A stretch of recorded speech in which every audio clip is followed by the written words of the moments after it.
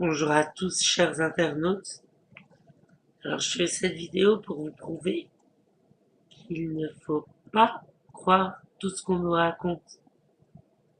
Que les docteurs en loi savent très bien quand ils font le bien, quand ils font le mal, même s'ils disent ne pas l'avoir fait.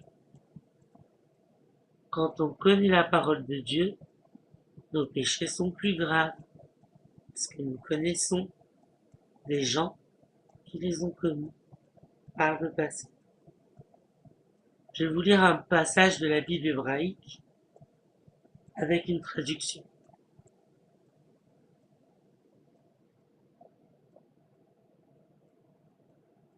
מעולל ונשים משלו בו עמי מעשירך נטעים בדרך ערכתך בלאו נצב לריב אדוני ועמך לדין המים אדוני למשפט יבוא עם זקני עמו ושרי ואתם בארתם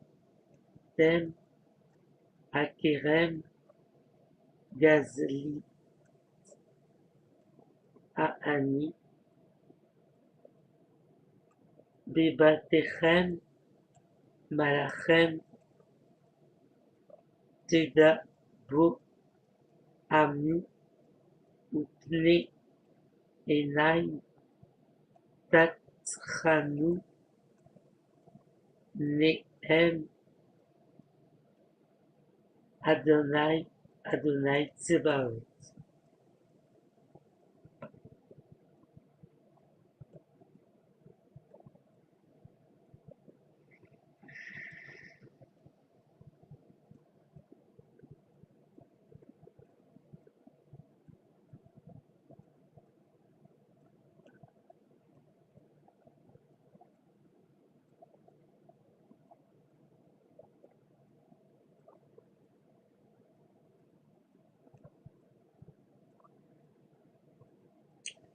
Malheur au méchant, il sera dans l'infortune, car il recueillera le produit de ses mains.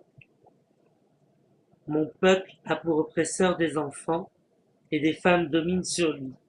Mon peuple, ceux qui te conduisent t'égarent, et ils corrompent la voie dans laquelle tu marches.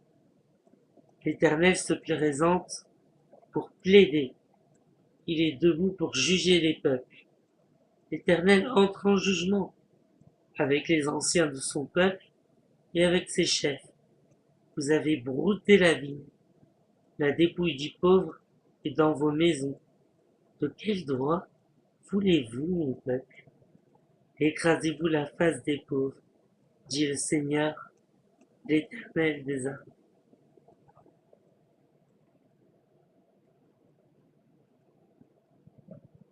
Alors, ce que je veux dire, c'est pas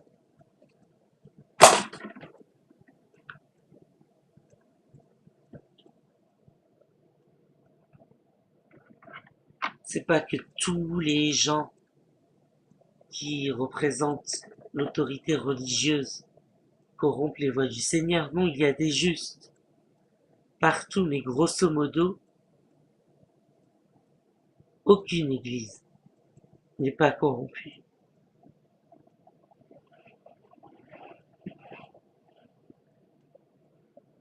Parce que jusqu'à preuve du contraire, ceux qui nous conduisent, c'est des évêques, des imams, des rabbins. Ils corrompent. Pourquoi? La réponse se trouve dans les apocryphes, et dans la Bible aussi, on trouve des réponses.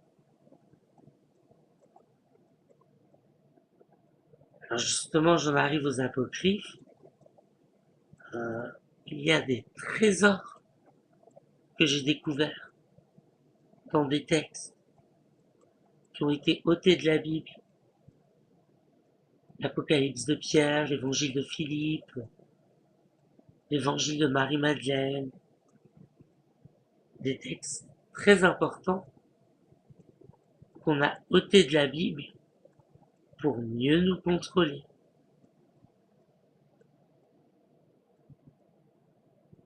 Pour mieux nous faire croire ce qu'on a envie et éviter tout sentiment de rébellion. Quand les gens sont heureux, ils sont bien dans leur petit cocon, mais ils ne changent rien. Ils sont comme ça.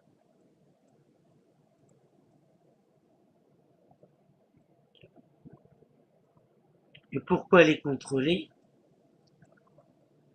Pour récolter les taxes, les dîmes, la gabelle, la zime, tout ça. Voilà.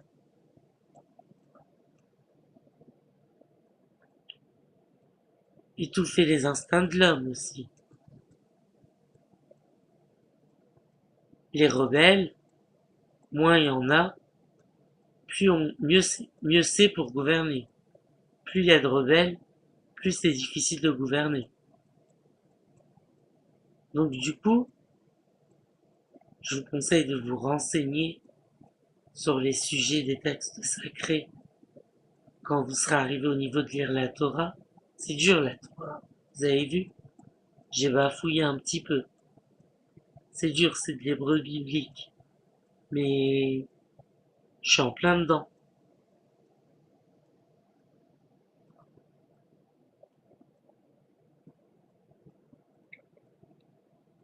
Et donc, il y a des trésors qui font que, en vérité, tous ces sages, Jésus, Bouddha, Mahomet, tout ce qu'ils voulaient, c'est un état sans souffrance. Un état où on ne désire rien. Cet état, pour l'atteindre, il ne faut pas le rechercher.